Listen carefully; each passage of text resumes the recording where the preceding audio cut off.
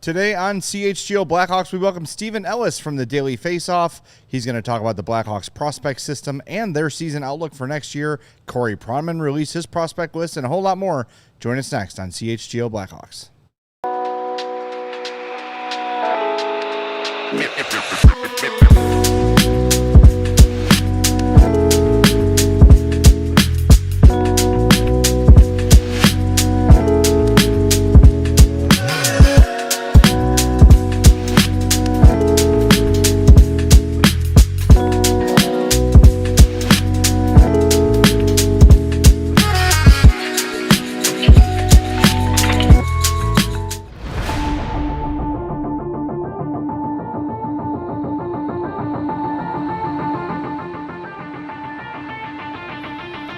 Welcome into the CHGO Blackhawks Podcast. Hope you're having a wonderful Thursday and this beautiful day in Chicago. I'm Zawaski. That's Mario Tirabassi. Sarah's here running the show.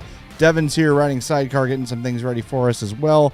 We're going to have Stephen Ellis on the show here in a minute from the Daily Faceoff with a couple things we want to let you know about ahead of time. Tomorrow at 2 o'clock, we're going to welcome Frank Nazar to the show. He's going to join us right out of the hop at 2 o'clock.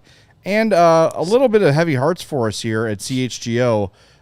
We've talked about this guy for years, shirtless dart guy, Kevin Kostelecki, our neighbor here right outside of our window.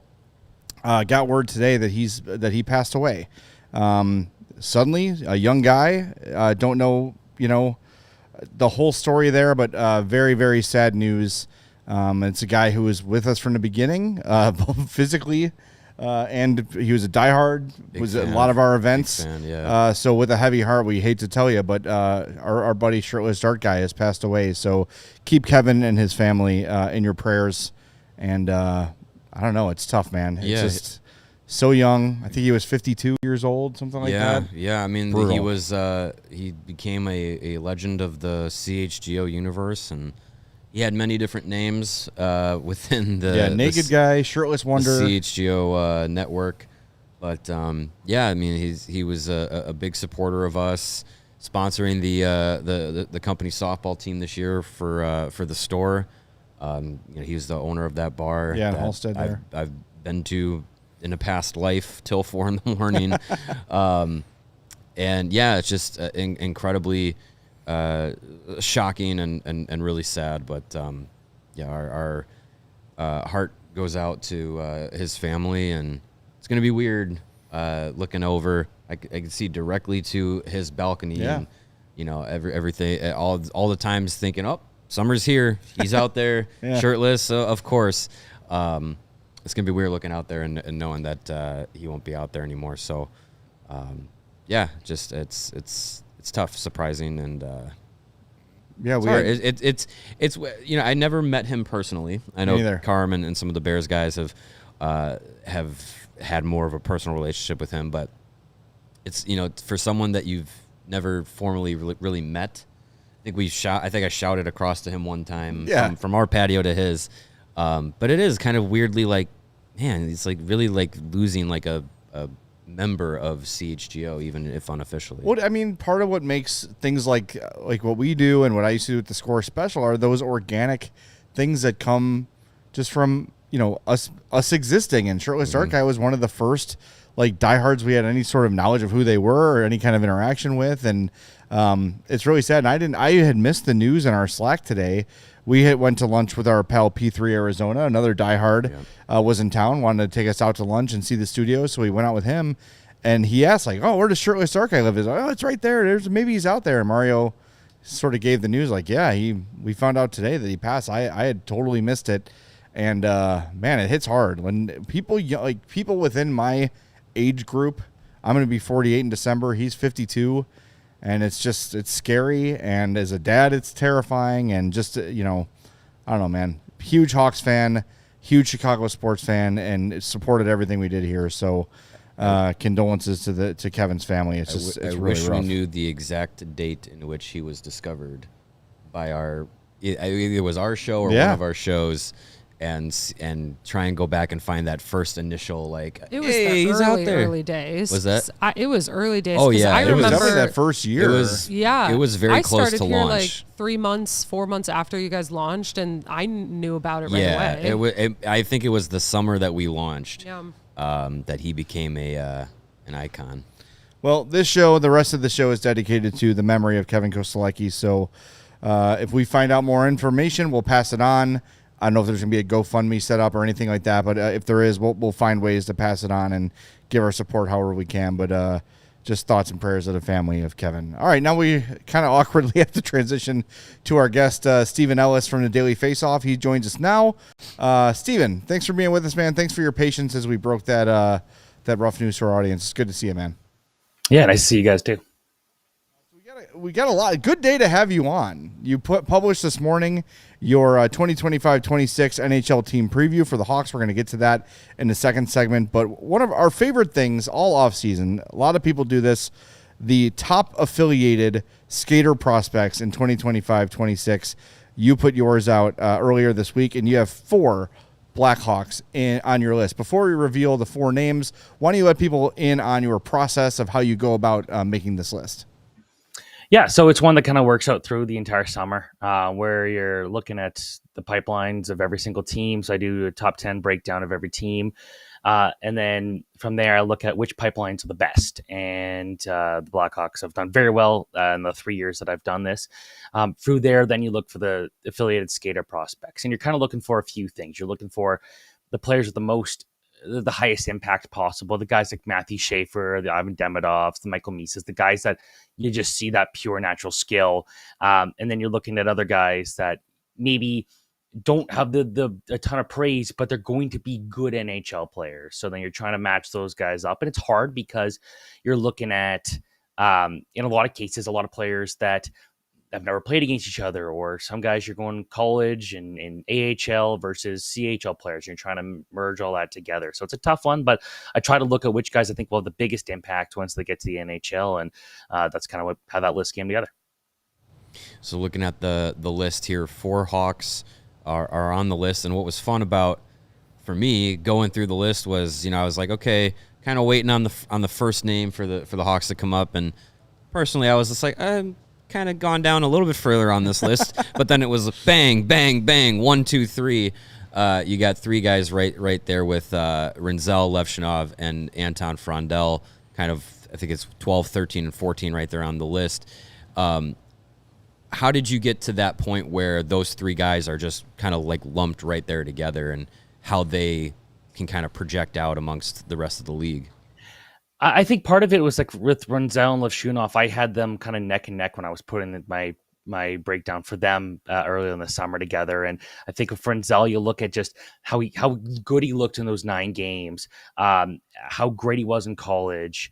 Then he's got the size, he's got that offensive ability. Like there's not a lot of prospects like him. So I think when you look at him, I loved him. I think he's just in a bit of a higher spot right now. A more refined spot right now than Artem Levshinov. And it's so close. Like, again, like the reason I put them 12, 13 for 14 for Frondel being 14 was I don't see a ton of separation between the 3. Like, I think Levshinov could end up becoming the better overall player. But right now, Sam Rinzel's there. And right now, Frondel, I think there's still a bit to work on the consistency side and everything like that. But the fact that they're 12, 13, 14, you won't find another pipeline that's got that many prospects in that short of a span. That's encouraging to see. Obviously, having that many. I think a lot of people look at the list too, and they see, especially with Frondel, you've got some guys that were taken after him in the draft. Like Martone is there. You have James Higgins is there. Is this more of a NHL readiness thing or a ceiling thing when you're ranking guys who were picked this year? It's kind of the ceiling is the majority of it, because when you look at it, it's like, as much as I liked Frondel, there were guys I liked higher in the draft. I liked Higgins. I liked Martone. With it's so easy to understand the appeal of someone like Frondel, and was not a bad pick by any means there. And actually was a pretty perfect fit for what the Blackhawks were looking for in their pipeline there. But I think when you look at the guys that are ahead there, like you're going to go with Schaefer. He was a top prospect this year for very obvious reasons, just a purely dominant defenseman. You look at Ivan Demidov, probably the most natural skill of any player on this list. Michael Misa, the goal scoring, the offensive potential, Parekh, it's just the things he could do to control the play from the point. Like, there's a ton of different players there, and some of them are maybe not even NHL ready. Like, I'd argue Matthew Schaefer should not be in the NHL this year. He's number one on the list. I think for him, he just needs to play games. Porter Martone, we already know he's not going to college or going to the NHL. Dickinson, we'll see, hit or miss. But Hagen's another guy that's going to college. So it's kind of a mix of a bunch of factors, but it's, for me, I'm looking at the absolute total upside moving forward. That I think, Jay and I recently had a conversation about with Anton Frondell, and kind of, looking at his outlook and potential impact. And for Hawks fans, it kind of feels like as we're looking towards, who's going to be part of the group moving forward and who could be an impact player alongside Connor Bedard and everything, it almost feels like this summer sometimes Frondell has been forgotten. Do you kind of get that sense at all, of that he's kind of like maybe a little bit kind of underrated in a sense of like the kind of impact he could have, and how maybe not going directly to the NHL might kind of impact how people perceive him? I don't think so. I don't think anyone really expected him to be on the NHL radar right away. Like, I, from the get-go, was like, this guy should not touch the NHL this season. So him going to Sweden and being able to play a leading role is important, because, there were points where you look at how he performed in the U18s, you could say, well, that was kind of disappointing. He looked like he was not involved at all for a guy that we know could be dominant. Like, put it this way, he's the best power forward in this past year's draft class, and he's got that size, he's got the muscle, he can go out there and dominate shifts. For me, it's always just about, can we see that every game? And watching him a lot throughout the season, there were points where it felt like if he just tried like 5% harder, he would kill this play and he would make it so the other team isn't going the other way. He's going to get that. He's going to figure that out. Playing the SHL is going to force him to make quicker decisions, and I think he's going to be perfect in that route. But I feel like kind of the hype or not hype, whatever we're seeing around him, I feel like it's good. Like, he's a top 15 prospect in the NHL right now. Like, that's pretty damn good, because you're competing against guys not just from this draft class, but from the last couple of draft classes too. Want to gauge your temperature before you hit the break zone about Kevin Korchinski, guy who played full season aside from the passing of his father, where he had to take some time off 2 years ago. Got a little bit of a sniff last year. What's your take on Korchinski, where he fits? Has he fallen out of favor in your eyes, or is he kind of a victim of a numbers game here? I think that's kind of what you're looking at here. The fact that there is just a lot of competition. Like, when you're looking at the top two prospects in Chicago's system being two other young defensemen, and, it's definitely a bit of some competition he's got to go with.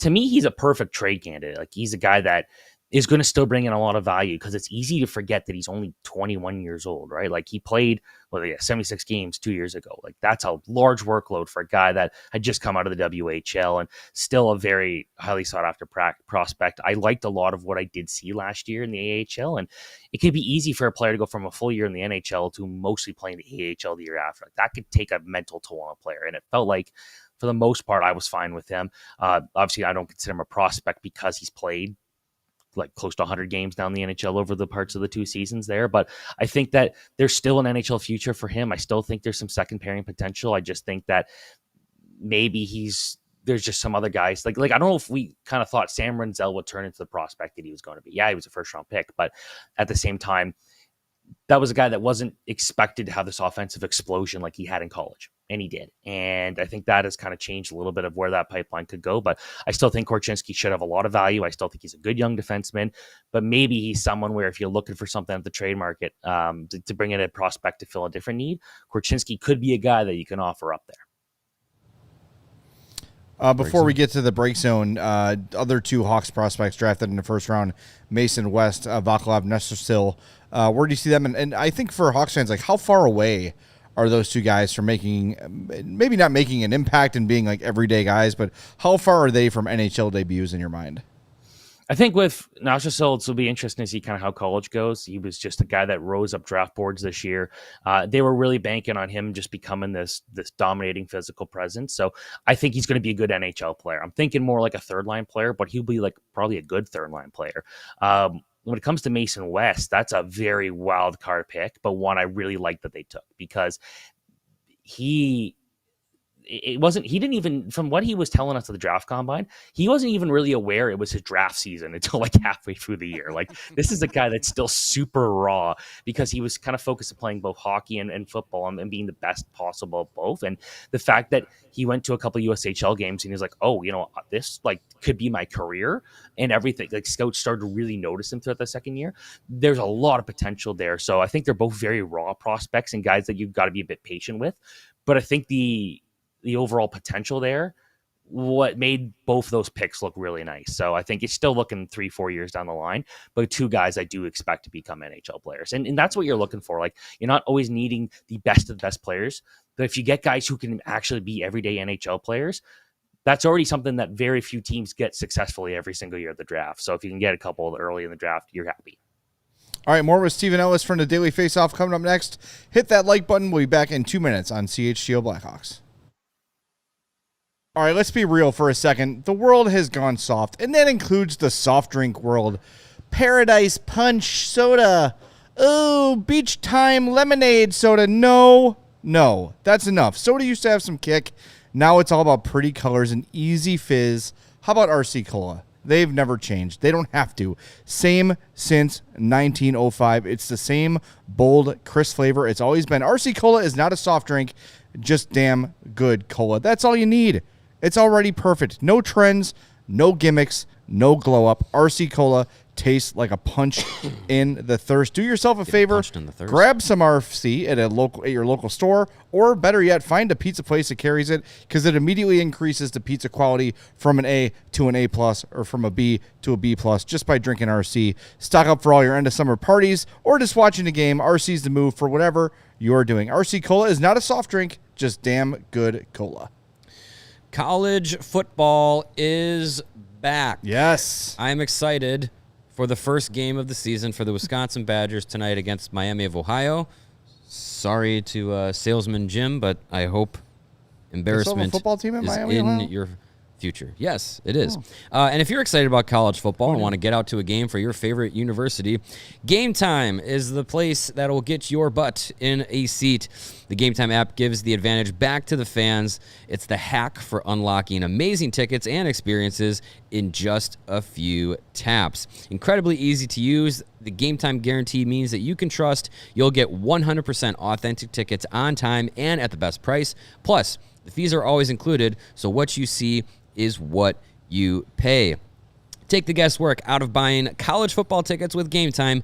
Download the app, create an account, use the code CHGO, and you're going to get $20 off your first purchase.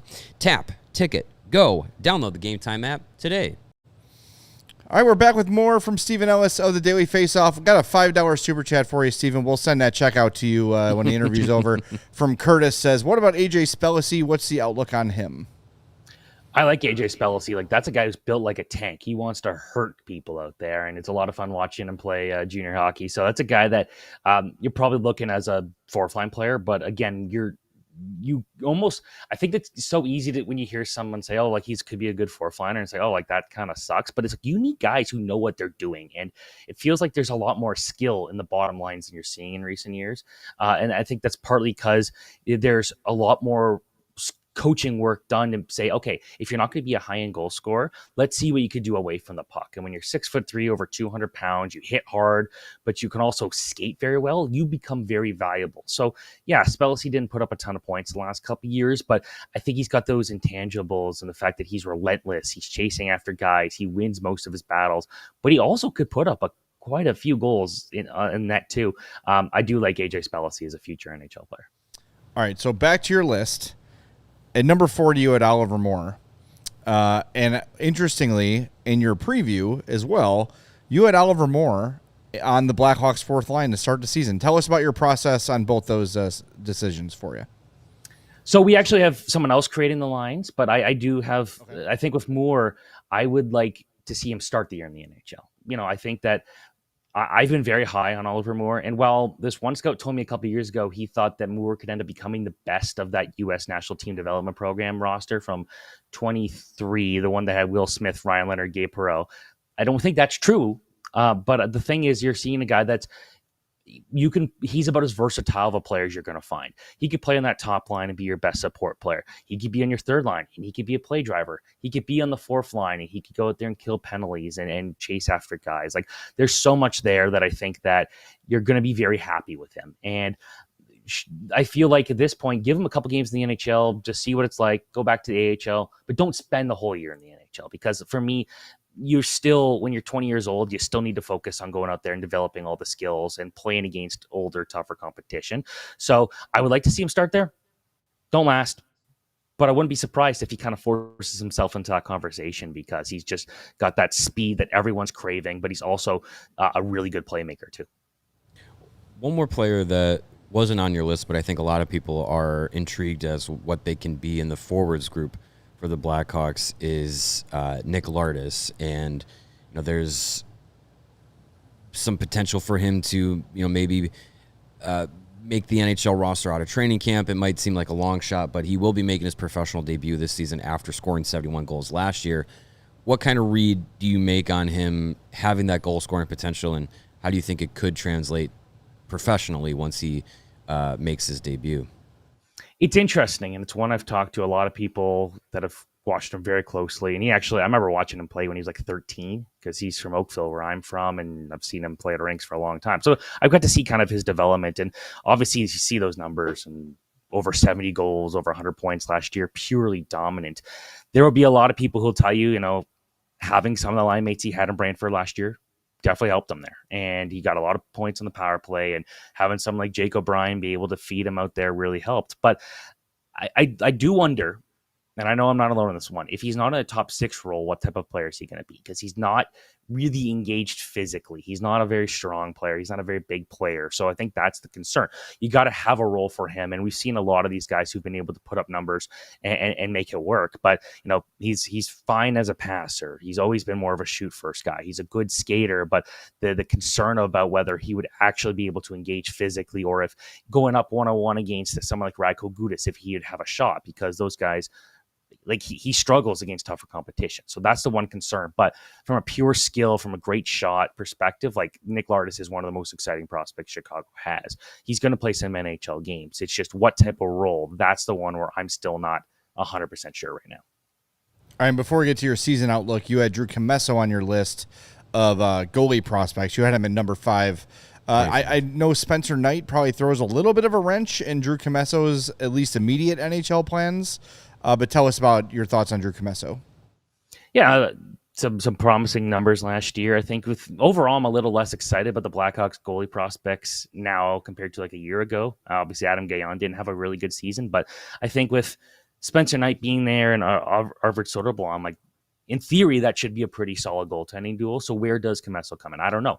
But if he has this really good season in the AHL, I think that opens up some possibilities. Whether it be they trade him to go get some other help, or he becomes this potential long-term backup guy. So he's been in the AHL for a couple years. He got his first little taste of the NHL. I do see some promise there.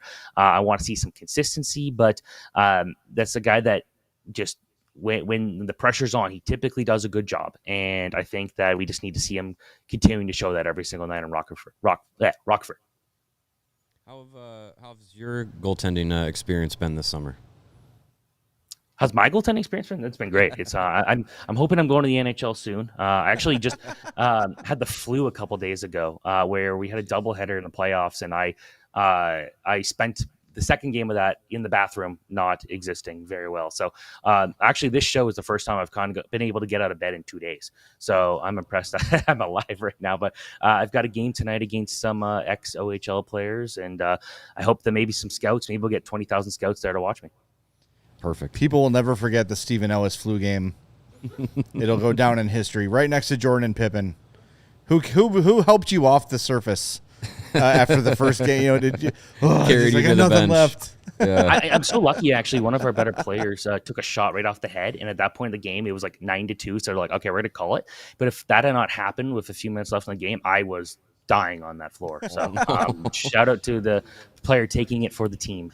All right, well, we're glad you're better. We're glad we were able to get you out of bed And you look great, by the way. No signs of flu-ness. I don't see a bucket near you anywhere, so that's good. Oh, I got one right here. That would be a CHGO first if a guest threw up into a bucket. We'll see. Frank Nazar might do it tomorrow at 2. You never know with some of our bad questions. But let's just get, before we wrap up, you've been super generous with your time. You put your prediction out, your I guess more of your profile for the Hawks season coming up. What do you think of the 25-26 Hawks? I think as we've been talking about them, it's hard for us to really project a ton more points. I saw, Jay Fresh put out his predictions yesterday, had him at 74, which feels okay-ish. They're going to be young. I think in our minds, it might not be the most successful year, but it's going to be a lot more entertaining with a lot more young players. What were your thoughts on next year's Hawks? Yeah, like you look at another team that's kind of in the same rebuild timeline as Chicago and the San Jose Sharks. And last year felt like a fun year to watch the San Jose Sharks because they might lose a game 7-6, but Celebrini might play amazing and you might see some other good young guys kind of shine. And this is the year you're kind of hoping that's the case for the Blackhawks here. If you can get 10 more points in the standings, awesome. That probably doesn't mean you're going to get any worse of a draft pick. They're still probably going to be in the bottom 3. And I think there's that. But then you're looking at, okay, how can we develop Spencer Knight into being the true number 1 goalie, if that is the right choice? I am a big Spencer Knight fan, always have been, and I know the last couple of years have been easy for him, but I do think that he'll go out there and be, a promising young player.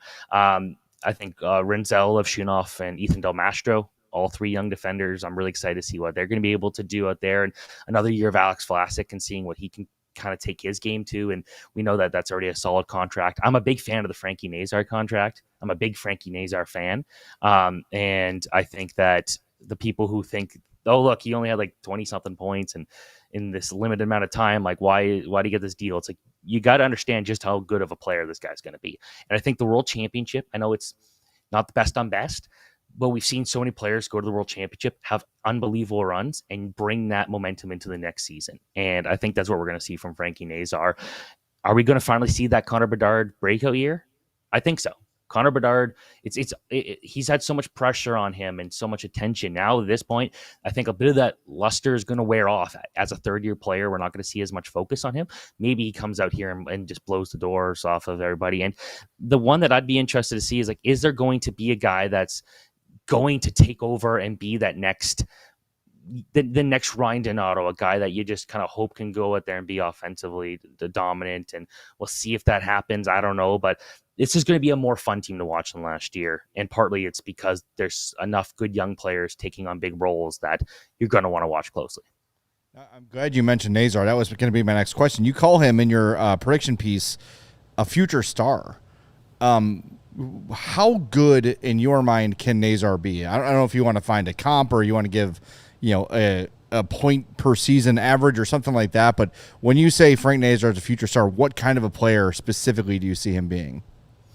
He's going to be just the playmaker that is going to make everyone out there better. And I think what we also saw him at the we saw him at the World Championship as being a bit more of a shooter too, right? Like that's a guy that has, for years, he's been a good goal scorer, but it felt like at points, whether it be the World Juniors or whether it be in college, like he looked better as a passer, but it felt like he was shooting from more dangerous locations. And he kind of reminds me a bit of Braden Point at the same age. Neither guy is overly big, but they're going to make a lot with the puck happen. And with Nazar, the numbers you saw him in the AHL obviously earned that NHL promotion. He played so good at the Worlds. Like, there's enough of me thinking that when he's on his game, he can put a ton of points on the board in any situation, power play, regular season. Like, I think we're going to be talking about a guy who gets 40, 50 assists a year, probably in the 70, 75, 80 point range. And I just want to see him play a bit more of Connor Bedard. I want to see those guys just rip together. That'd be a lot of fun. I think that would be a lot of fun. And I think with Bedard, a lot of the talk is like, can he add that step and that speed? We've seen a lot of, how he's been working this off season. Both him and Nazar and Alex Vlasic were invited to Team Canada's and Team USA's Olympic orientation camps. Those have been going on. Do you give any of those guys an outside shot of cracking either one of those rosters for the Olympics this upcoming 2026 in Italy? I don't think we're going to see. Bedard's obviously got the best chance of making it. I don't think Nazar or Vlasic will. I think with them, it's Nazar, it feels like they brought him over because of, hey, like we're rewarding you for this like awesome showing of the Worlds, and because that tournament meant so much to USA Hockey. They for years have been kind of seen as the laughing stock of that tournament. They never took it seriously. They bring together a roster that was good, but I don't think anyone expected to dominate, and they won the gold medal. And there's a reason why you look at some of those guys that made that lineup, and some dudes probably wouldn't have been invited had they not selected going to that tournament. So being there is a big deal. I think that's exciting. But Bedard, it'll be interesting to see. Like, if you had to ask me right now who I think should make the team between him and like Celebrini, I'd go with Celebrini only if you could put him with Sidney Crosby because of how good they played at the World Championship together, because I felt like it unlocked another level out of Crosby that we hadn't seen in a while. But at the same time, like Bedard can go out there and have an amazing start of the season, and you could throw him in the top 6 and be happy with it. So I guess if I had to guess right now, none of them make their teams, but Bedard's got the best chance. And I think Canada's going to be the favorite to win gold. If Bedard's there, I think he's going to put up a good effort there. All right. Steven, awesome stuff, man. As always, we appreciate it. Read all of Steven's work at Daily Faceoff. Follow him on Twitter at @SEllisHockey. I'm sure we'll talk soon, man. Have a great day. Feel better. Rest up. You got to get ready for that playoff game. Yeah, it's time for a nap tonight. Thanks, guys. All right. That's Steven Ellis of the Daily Faceoff. Great stuff for him. We are late from the break zone, so we're going to take the break, hit the like button in the meantime, and we come back. We got a nice little promotion we want to let you know about. That's next on CHGO Blackhawks. Summer is still here, even though today in Chicago is absolutely perfect. It's going to get hot again. You know this. And Four Seasons Heating, Air Conditioning, Plumbing, and Electric will get you ready for when it gets hot again. They've been serving Chicagoland for over 50 years. Now is the time to get your AC checked out, and Four Seasons experts are ready to help you with installation, maintenance, and repair when it's hot and humid. You know you want your home to be cool and comfortable. And then when the winter months approach, you want to be nice and toasty. So get in touch with our friends at Four Seasons. Schedule your Four Seasons AC tune-up today. Save $50 and enjoy a 1-year no-breakdown guarantee. Plumbing, electrical, heating, or cooling emergency? Call Four Seasons with same-day installation and no extra charge for nights, weekends, or holidays. Call 866-4Seasons. Your trusted local experts are Four Seasons Heating, Air Conditioning, Plumbing, and Electric. Visit FourSeasonsHeatingCooling.com for all their special offers and money-saving coupons. That's FourSeasonsHeatingCooling.com. Ray Chevrolet in Fox Lake is slashing prices on new cars and giving you big savings all month long. Come in today to shop the new car clearance event and check out their selection of over 125 vehicles priced under $20,000. With one of Chicagoland's largest Chevy inventories, you're sure to find the perfect vehicle for you. And as one of the top-selling Chevy dealers in the Midwest, they're able to keep their prices competitive so you know you'll get a great deal. Plus, with Ray's Price Promise, that lets you shop confidently because the price you see is the price you pay. Visit our partner at their convenient location right now on Route 12 in Fox Lake, and don't miss out on their new car clearance event going on all month long. You can visit them in Fox Lake or at raychevrolet.com. They've been serving the community since 1963. Together, let's drive. Go get yourself a Chevy. Yes, let's drive indeed. All right, have you heard about our CHGO Die Hard Tailgate tier yet? We just announced this week. Here's the deal. If you are not a CHGO Die Hard and you would like to go to one of our Bears tailgates this season, sign up for our tailgate tier. It's $89.99 for the whole year. It includes a free t-shirt, of course, and 2 Bears tailgate tickets to the tailgate of your choice. That's a $140 value for the tickets alone. So if you are going to go to one tailgate, boom, it's paid for with $89.99 and the free shirt and the free membership. You've got it all with the tailgate tier. If you are not a diehard, but maybe you're out of town, maybe you don't like the Bears, maybe you're scared of Greg Braggs, which is certainly understandable, you can just take advantage of our diehard offer going on right now, $59 for the entire year. Again, includes a free t-shirt. Both of these memberships carry all the same diehard discounts of 20% on all of our merch, all of our takeovers. We've got our takeover dates in sights. Yep. All of them very, very exciting. There's 3 of them. One of them will be extra sweet with a UI. See what I did there? Huh? Huh? Yep. Yep. So I see. we are targeting 3 takeovers for this year. 3 takeovers. So if you'd like to come and you'd like to save 20% on them, become a diehard. ALLCHGO.com/join, but it's 20% off all events, all of our written content, and access to our members-only Discord, so you can chat with other Hawks fans, other Bulls fans, Sox fans, Cubs fans, whatever, and you get priority on our Mailbag Monday, which always seeps into Tuesday shows. So do it. Become a diehard today. ALLCHGO.com/join, or scan that QR code that's on your screen right now. And if you haven't already, please do us a favor and hit that like button for us. We have a lot of people watching, not a lot of people liking. We need more of those likes. It really helps us move up and help other Hawks fans who maybe don't know about us yet find us, and that's helpful for us. Yeah, absolutely. It's a great deal, and what's awesome is if you already are a diehard, you can jump in on it. A lot of times people have said, like, hey, I've been a diehard since day one. Why can't I get these offers? Well, You can upgrade. now you can. You Yes. can upgrade and get all the extra perks and all that stuff. So Yeah, Good. I should have mentioned that. Yes, you can. If you're an existing diehard, you can upgrade to that tailgate tier and add those 2 tailgate tickets. So great deal all around, no brainer. tailgating All right. season. Can't wait. More prospect talk. More rankings. Everyone's favorite, Corey Pronman from The Athletic, who called Frank Nazar the Blackhawks' 14th best prospect. Not anymore. No, not anymore. He has published. He's ranking every team's pipelines in the NHL from 32 to 1. The Blackhawks come in at number 2. Just a horrible year for their prospects as they slide down the rankings from number 1 last year to number 2 this year. Frank Nazar up from 14th to 4th. Hey, That's good. There we go. And you know what? I think that's fair for looking at Corey's list here. Number 1 is still Connor Bedard. He still considers him a prospect. Number 2, Artem Levshinov. Number 3, Anton Frondell. Coincides with where they were all drafted. Yeah. In those positions, 1, 2, and 3 in their draft years. And then Nazar 4th, followed by, still a prospect to Corey Pronman, Kevin Korchinski at number 5. Your thoughts, Jay? Well, my thoughts are. Oh, there he is. Okay, I was looking at it wrong. If I'm going through his list, I think I agree with his more than I agree with Stephen Ellis's. Just personal taste, you know. Bedard 1, if you call him a prospect. Levshinov 2, I agree with that.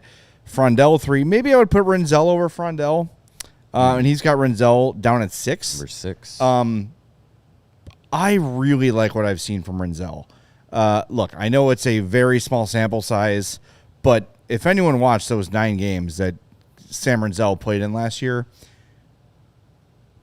you would never guess that kid's a rookie. You would never guess it was his first 9 games in the NHL. Sometimes you get that adrenaline boost of being a young guy making their debut, and you're just shot out of a cannon. You've got more energy than anybody else on the ice because the season's winding down, and that just propels you to heights that maybe you're not actually going to reach. Sam Renzel looked like a 10-year veteran when he played those games for the Hawks last year. Well, and it wasn't just, okay, he came in, played some sheltered minutes, and put up some, garbage points. He averaged 23 minutes and 22 seconds per night for 9 games for a guy just jumping into the league at the end of the year. He really hit the ground running for that debut. Frank Nazar did the same thing when he jumped into the NHL at the end of 2 seasons ago. And with Renzel, when he was drafted, the 22 draft, late first-round pick, coming out of high school, it was okay, this is a project pick. This is someone that they're betting on the upside, much like Nestrasil and Mason West and some of these guys that they picked later in first rounds this past year. But it was okay, we're thinking maybe 4 years until we're talking about him playing professional hockey. Not necessarily NHL. At all. Professional hockey. Yeah. He plays a year in the USHL, dominates, goes to college for 2 seasons at Minnesota, one of the top programs in the nation. Hurts me to admit that. I know, it's okay. Wearing my Wisconsin gear. You still have Adam Burrish and Jack Skilly. Yes, especially Jack Skilly. No, Joe Pavelski and Jake McCabe. Come on. Fine. You know me. I do. We've met. But he just got so far ahead of schedule that 2 seasons at college, jumps into the NHL, and we're talking about him being potentially ready to not only be a day one NHLer, but be a guy who's probably going to carry over those kinds of minutes and responsibilities potentially at the start of this season. Yeah. I just wrote it for ALLCHGO.com, kind of predicting out what I think the defensive group is going to look like to start the season, how it'll shake out through training camp.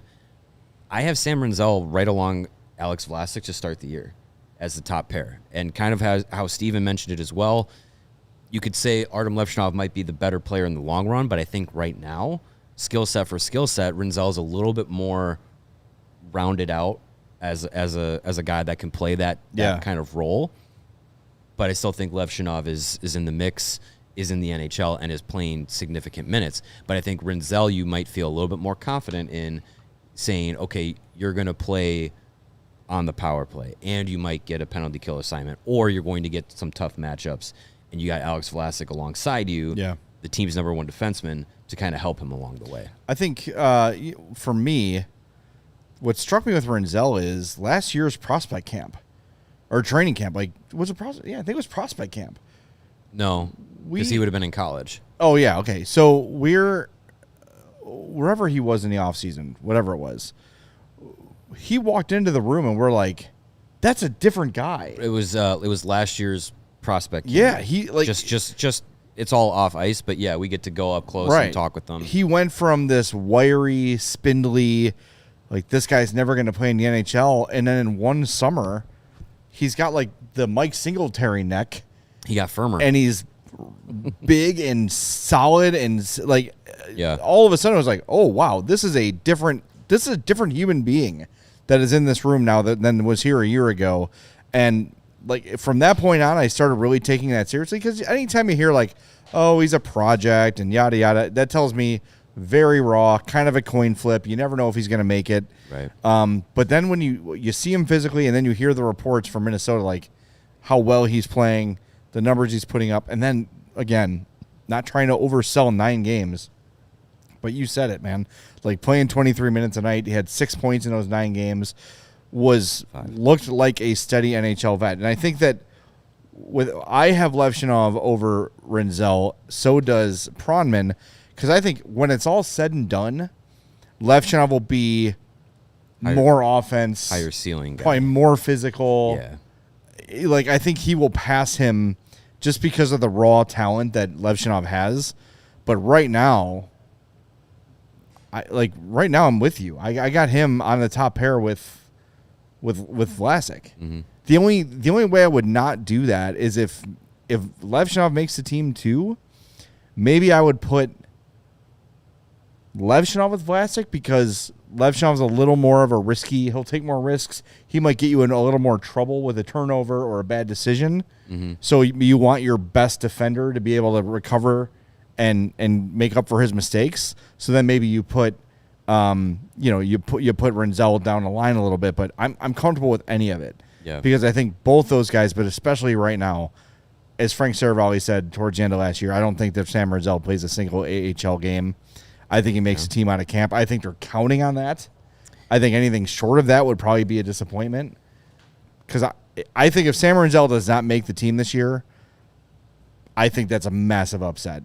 I'm not saying I would worry or think he's going to be a bust out or anything like that, but it would be a massive surprise. It'd be a surprise I would be surprised if he didn't make the team out of camp. I would also be surprised if he didn't play at all in the NHL this year. I think that would be extremely surprising, because You'd be surprised if he did not play in the NHL this year. Oh, NHL. Okay, yeah. If he didn't make the team, okay, sure. You want to start him in Rockford? Give him the Nazar Vlasic treatment. Sure, if you want to do that, fine. I'll be surprised, but I'm not going to be upset about it. But if he didn't start, he doesn't start the season in the NHL and then never gets up there this year, that's going to really open my eyes a little bit. And not to be like, wow, he's a bust, but be like, that's surprising that he didn't get to that level of you can be in the NHL, especially with this defensive group. Look at the right side of this defensive group. True right shot defensemen for the Blackhawks are Connor Murphy. Yep. Sam Rinzel. Yep. Artem Levshunov. Yep. Louis Crevier. And then Ryan Mast. Yes. Raise your hand if you know who Ryan Mast is and how he got here, hands up. Sarah? Hands are not Evan? up. So it kind of feels like both of Levshinov and Rinzel have to make this team. Otherwise, you don't your really have a right choice. side is not looking great. I mean, Kaiser has done both sides. Allen has done both sides. Yeah, but I think you kind of want to have more natural right and left side defensemen playing those more natural positions. Yes, I agree. Dalmascio and Allen and Kaiser they're all left shots, but they have played on the right side, and they've been doing it for a few seasons now since they've been professionals, both in Rockford and in Chicago. But I think you still want to have, especially on the right side, for whatever reason, right shot defensemen are more valuable. I think it's because they're rarer. Which is weird, because right-handers are more common than left-handers. It's a weird thing in hockey where, like, sometimes your dominant hand. Yeah. Like if you're right-handed, your dominant hand might be the hand controlling the stick. So I'm left-handed, and my dad always tried to get me to golf right-handed. Yeah. He's like, it's your lead hand. I'm like, I can't. I physically cannot twist my body that way. I'm can't turn left. I'm right-handed, but my handed, and so my handedness in hockey is right shot, but my top hand is my left hand controlling the stick. It's just how it felt naturally. When they say, like, how would you hold a hockey stick? It's like, okay, well, how would you hold a broom? And then you go, oh, okay, like this. This makes sense. Because when I first started playing, Right, now I'm trying to think of how I sweep. well, yeah, not like I do right hand not over like left, this. but I'm I am left-handed. right-handed. Yeah, I play guitar right-handed though, poorly, but I play it. yeah. Well, when I started playing, my dad's a left shot, but he's right-handed, and he was like, "Here, use this stick." He just gave me a stick, and Did you take it out of a box? It was a left shot. Was it falling from a tree, struck by lightning? No, it's from CCM. Oh, it's that wonder stick. But so I started playing left-handed, and I was just like, I don't like how this feels. And then I would just like flip the stick over so the backhand would be the forehand. You're a and I'd be backhand like, master. I was like, this is what feels better, more natural. And then eventually got a right-handed stick, and I was like, yes, this will get me to the NHL. It didn't, obviously. Not yet. I mean, if the You and Blackhawks, Stephen Ellis. we see if those scouts pick us up. If the Blackhawks are thin for right shot defensemen, I play defense sometimes, so they could use me. But no, getting back from the silliness to the point, you look at the depth of that position, it kind of feels like their best bet is having Rinzel and Levshinov in the NHL this year, unless you think Louis Crevier is going to play all 82 games, which I don't think is the case. I don't think so. I think they're going to be a little more cautious with Levshinov just based on the journey to the league, from Belarus to all the steps he's taken to get here. Like USHL, it's been a lot college, in a short amount of time for him. The NHL, yeah. So maybe they're a little more like, if they're not fully convinced that he's 100% ready, maybe he starts in Rockford a la Frank Nazar. But I do think he'll play the majority of his games at the NHL level. But yeah, I'm not. I don't know if I'm here for. I love Louis Crevier, man. Great find, big, nice kid. Has proven to be a effective hockey player, but this is the year where you want to say, let's give these kids a look. Let's see what they can do. As Stephen Ellis said, it should be a little more exciting, a little more fun. To me, Levshinov adds a lot of all of that. He's got a ton of talent. I think he'll be able to handle, at least based on his personality, he seems like the kind of kid that's not going to get completely devastated if he makes a mistake or has a turnover that leads to a goal. He doesn't seem like the kind of kid who's going to be, woe is me, I'm never going to recover. He's very confident. He's very skilled. He's very easygoing. He knows he's good at hockey. So I think I'm not afraid of, what's the word we like to use, like spoiling or ruining the development of Artem Levshinov if he makes some mistakes. I think that part of his game, especially early in his career, will be making mistakes. Yeah. And the journey from rookie to established NHL star will be the reduction of those mistakes. I agree. And we've kind of lived through that through his rookie year last year in Rockford and in Chicago, where it was just like he would have those moments where you're like, there it is. That's why he was picked number 2. That's what he can do. And then sometimes even in the same game, sometimes even in the same shift, it'd be like, oof, teachable moment. Yeah, right. Don't do that again. So, I mean, you're right about the same shift, though, because you'd see like those extended highlights from Rockford, be like, oh, like you're just going through the roller coaster of emotions on like a 25-second clip. Yeah. So I think going through those growing pains is going to continue, but the less growing pains you have to experience, it's like addition by subtraction for him. He's going to feel more confident because he'll know more instinctually what to do, when to do it, and how to activate and get the most out of his skill set. Looking at Pronman's list, a name that jumps out, and a name that we were just talking about with Stephen Ellis. At number 9, inside the top 10, he has Mason West. Yeah, that surprised me too. That is surprising, but also like kind of feels like, as you know, we've talked about with him, we talked about, you know, Spellacy and Renzel and these project picks. Mason West is one of them. He seems like one of those guys that physically has the athleticism to be a difference maker. Big kid. Seems like he's got a good head on his shoulders and is going to 6'6", 218. Made the commitment to playing hockey long term once he finishes his high school football career this year. But that upside could be, if he hits those benchmarks and he hits his ceiling and he hits his potential, you're talking about a monster power forward. That's a that game can play changer. down the middle. Yeah. And as Steven said, like, he might not be the kind of guy that's ever going to put up huge numbers, but he's a matchup nightmare. 6'6", 218 at the age of, what is he, 18? He's 17, 18. Yeah, like, he's only going to get bigger and stronger.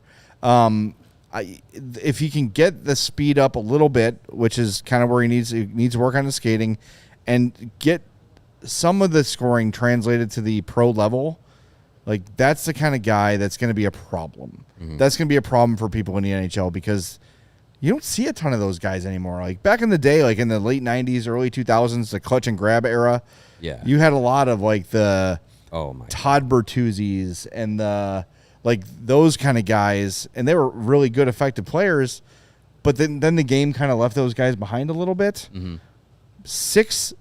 And Wolf Barney says Mason West has grown an inch. Now he's 6'7". Okay, great. Probably 220 now then. That is a tank on ice. And just, I don't want to, he's going to be better than this. He better be better than this. Matt Rempe. Oh, he's not going to be Matt Rempe. Matt Rempe is bad, but impacts the game. Yeah. In a positive way at times because of just the physicality and the size. Now you take that and add actual hockey talent and sense and ability to it, holy crap. The potential for Mason West could be an absolute home run. It's a risk. But it's the sort of risk you're not afraid to take when you have so much draft capital, so many first-round picks. You can afford to take a swing there. Davidson did, and I'm glad he did. Yep. Were you looking at you're reacting to something? Yes. Sarah. Oh. You will need to. We need to talk about this tomfoolery. That the San Jose Sharks are up to. Sarah's working on getting the visuals of it, but this is worth derailing our entire conversation. Do you see it? Oh my God! He sees it. What is happening? We've been excited about the Blackhawks centennial season coming up here. And one of the really cool things that they're doing as part of it is bringing back bobbleheads as a fan giveaway. We got some really cool ones coming up with, Seabrook and Savard and Chelios. The San Jose Sharks also have bobbleheads coming out. And as we have talked about the vibes and the tomfoolery of the San Jose Sharks, the sleepover, the infamous sleepover with Will Smith, Macklin Celebrini, and Tyler Toffoli has now been immortalized in a bobblehead of the three of them bobbling their heads in their hotel beds. And you can get them as a set from the San Jose Sharks. What do you even call this? I don't even know. The bobbles. What's a sleepover bobblehead? Menage a bobble. Oh my God. This is Hey, I love it. I'm sorry. I love what the can't. Hawks have done with their bobbleheads this year, I but can't with this. you Oh have my been God. outdone by the San Jose Sharks. Again, those damn Sharks are foiling everything. I threw these in the Slack, too. I'm also excited about the actually bearded Joe Thornton and Brent Burns bobbleheads are coming out with. Joe Thornton, of course, shirtless. Just wearing jeans with a beards? real stylable beard, like an actual hair like a troll doll? beard. Brent Burns has the same thing, and he has. Why does Brent Burns have animals with him? He has a zebra, a rooster, a pig, and looks like a bull. I mean, would you be surprised if Brent Burns wasn't hanging out with woodland creatures? I just don't know what the angle is on that one. Look at these They're things. so stupid. Oh my God. It looks like he's at a zoo and he's wearing camouflage. There's the Brent Burns with the combable beard and the man bun. Gotta love that. I just don't know the petting zoo They're element. being a of little it. generous with Joe Thornton's abs here. I'm gonna look up these are Brent Burns great. petting zoo. I don't know what the Mike Greer one where it's half jersey, half suit because he was a former player Okay. and now they're GM. That's a good apparently one. Brent Burns, according to the Googles, Did he buy? he a zoo? purchased a ranch in Texas to breed animals. So there you go. Okay. Well, Good he's got job, animals. Sharks. See, they're leaning into the fun, man. It Oh, doesn't have to man. be serious all the time. That's hilarious. That is so funny. I love it. 10 out of 10 on the bobbleheads by the Sharks. Yeah. And it's cool that, like, Toffoli and Smith and Celebrini aren't going to be like, don't portray us like that. It's No, funny. they- It's they're- great. That's the team love culture that. they got. That's the vibes they got. Oh, my God. It's so good. Sleepovers. Yeah. What is there? All right. So What's now the question is, like, what would the Hawks equivalent What's of a this Hawks be? social moment? Even if it's not right now, maybe one from the past. Like I always think of, was it Patrick Sharp that put the garbage can full of water on Adam Burrish's hotel room? I think it Or was was, it yeah. vice versa? So when they opened the door, all the water poured in. Mm-hmm. There were all those antics. There was the soup and a sandwich with Panarin Yeah. and Brian Campbell. That was a good one. That could, I mean, but like someday, hopefully, we have a Keith and Seabrook duo bobblehead. Yeah, I could see that. Trying to think of like a current thing. Man, this really is a testament to the difference in vibes between the It teams. really is. Yes, it really is. How about This Seth Jones demands a trade bobblehead. yeah, sure. How about a 10-person bobblehead, kind of like Last Supper style I bobblehead. like this. And it's from this summer when Foligno took all the kids to his ice cream see, shop. There now you you're go. thinking. Everyone gets their individual, and you can mix and match the ice cream cones. See. like a little pop the vanilla over here, give it a Landon Slaggert, and give the chocolate to Foligno, and Wyatt Kaiser gets cookie dough. Like, yeah, I love it. That would See, be a lot of I hope fun. you're listening, Blackhawks. We are full of these ideas. Just an idea machine. You can Venmo that's me. really good. And at- Windy City Hockey says the pickleball game that they put on Sure. social media with Kaiser and Vlasic and those very short shorts. Alex Vlasic in his underwear bobblehead from Yeah, the and with the schedule suit and release. the- that's right. a good one. That's right. That one would sell well. Windy City Hockey mentions the DeBrincat and Strom salt and pepper shaker. We have those somewhere. Those are on set somewhere. They're Hey, also they're right here. in my They're right in kitchen. front of me. Yeah. I can't see them because of my computer. They're also in my kitchen cabinet. And then we have the ABC line Russian nesting dolls Yes. that we use from time to time, which Yeah. are cool. So many ideas. Look at us, just coming up with stuff just like Some that. good ones. Hire us. Any Come on. any bobblehead of tomorrow's guest, Frank Nazar. It's got to have the hair.